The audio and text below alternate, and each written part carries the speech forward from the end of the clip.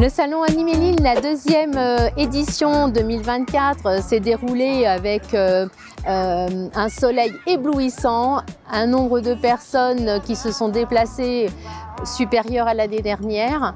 Le salon est victime de son succès. Nous avons pu avoir des gens qui venaient de tout horizon, des gens qui sont venus de loin. Donc c'est avec plaisir qu'on les a accueillis. Chacun peut venir avec son animal de compagnie, on prend des photos, il y a des stands sur les animaux de compagnie, mais également des animaux qui servent aux gens qui sont en difficulté, les chiens d'aveugle. Nous éduquons des chiens d'assistance pour les personnes en situation de handicap visible ou invisible. Alors ça peut être des personnes en fauteuil, ça peut être des personnes qui font des crises d'épilepsie. Nous avons pu avoir beaucoup d'offres, les gens se sont précipités sur les stands, c'était vraiment sympa. Et puis un grand merci aux associations aussi qui se sont déplacées. Cette année, on peut citer Picardie Faune Sauvage qui a fait un lâcher de faucons, 2 faucons qui ont été soignés par l'association Picardie Faune Sauvage. Donc c'était quand même assez émouvant de les voir partir après leurs soins, de retrouver leur milieu naturel.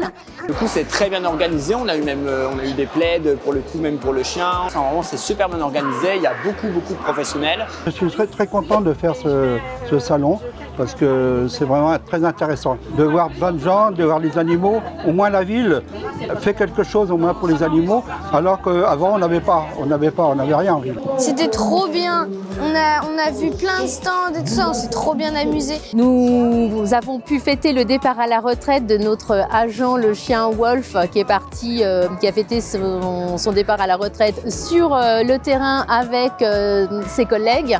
J'ai décidé de vous présenter une petite spécificité de mon travail de maître chien qui est la recherche de produits illicites.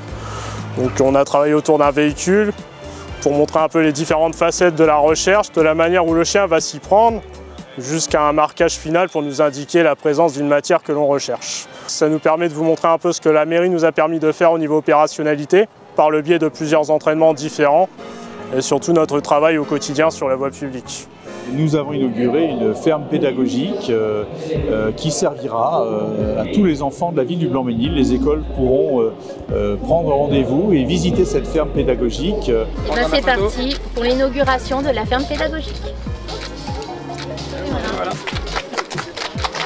Nous avons profité de cette journée aussi pour annoncer la deuxième pâte qui a été remise pour la ville. Donc la deuxième pâte, c'est le fruit des efforts de toutes les équipes pour lutter contre la maltraitance animale, pour apporter en fait du bien-être aux animaux de compagnie de la ville, mais aussi la faune, la flore de nos espaces verts. On rêve tous d'avoir une ville qui s'investisse autant dans le bien-être animal. Bravo Blanc-Mesnil.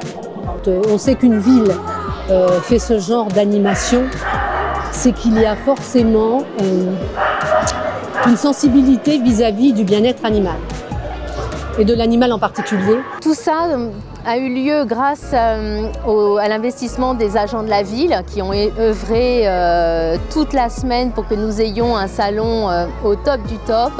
Il n'y a plus qu'à travailler sur l'édition 2025, trouver encore d'autres idées. Et c'est un vrai bonheur d'avoir vu tous ces gens qui étaient heureux parmi nous avec leurs enfants, leurs animaux de compagnie. Donc merci à tous et à l'année prochaine.